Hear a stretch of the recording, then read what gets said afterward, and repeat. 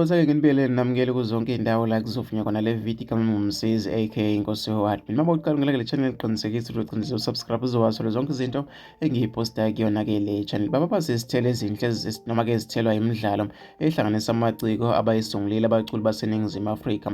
Lokhu kuvele ngesikhathi-ke umculo we-gospel udume umkokstad uBig Zulu hip hop nokhuzani Mpungose oshaya umaskandi becacisa ngomqhudelwano kanobhutshuzwayo i-Jamming to Soccer-ke tournament okuzodudulana kuyona-ke abaculi bakamaskandi hip hop gospel kanye-ke negqom-ke e-Umula Stadium University of Johannesburg eGoli-ke ngesonto. Ekhuluma-ke nephephandaba Ilanga, uBig Zulu uthe-ke inhloso lemidlalo yabaculi ukuthi-ke bafuna-ke into ezokwenza-ke bazane kangcono ngoba-ke bazana ngokubonana esiteji kuphela uma-ke beqashiwe beyocula.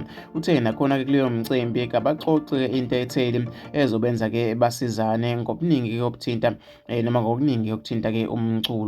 Akuzange kube-ke lula ngesikhathi-ke siyiqala into yebhola, kodwa-ke kubuka sengathi-ke isebenzele kakhulu-ke futhi-ke nabaxhasi-ke bayasondela manje ngoba-ke bayawuthanda umbono wethu. Ngesikhathi-ke sifikela ngokusungula-ke le midlalo saqala-ke kwi-hip hop nomaskandi basondela-ke nabeminye-ke imikhakha behambisana-ke nesikwenza okuyinto-ke esijabulisayo kusho-ke uBig Zulu. Isiteki-ke sibekiwe u-200 noma ku-250,000 udumo ngokustart uthi-ke le midlalo ibaluleke kakhulu-ke ngoba bayakwazi-ke ukucobelelana ngezinto-ke noma-ke ngezimo zempilo esithinta-ke umculo wabo. Utshele-ke iphephandaba ukuthi ngenxa-ke yobubanzi-ke bale midlalo noma-ke besondeze namanye amaciko e-gospel akwezinye-ke izifundazwe. Kasifuni ukuthi le nto-ke kube ngathi-ke ngeyakwaZulu Natali kuphela, sifuna-ke isabalale kuze-ke noma-ke kube nokuxhumana kwethu-ke nakho kusabalale. Selokhu-ke sahlanganiswa ibhola lukhulu kakhulu-ke ushintsho lwenzekile ekuzwaneni-ke kwethu,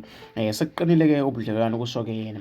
Uthe konke-ke lokhu noma-ke lonke-ke leli sonto bayazilolonga ukuze-ke banqobe kule midlalo. Uveze ukuthi-ke kunamaciko abebengakaze-ke bahlale noma-ke bahlale nawo ndawonye selokhu-ke kufika endimeni noma selokhu bayafika endimeni-ke yomculo. Khuzani-ke uthe kulo nyaka-ke ikhombisa ukuthuthuka kakhulu-ke le midlalo ngoba-ke izokhonjiswa-ke bukhoma kwi-SABC. Amathikithi-ke alo mdlalo abiza-ke R100 competitive. Umdlalo wokuqala-ke uphakathi-ke kwamaskandi ne-hip hop ngo-10-ke bese kuba kowegqom ye-gospel-ke. Abanqobile bazogadilisana-ke nowamanqamu ngalo-ke isonto.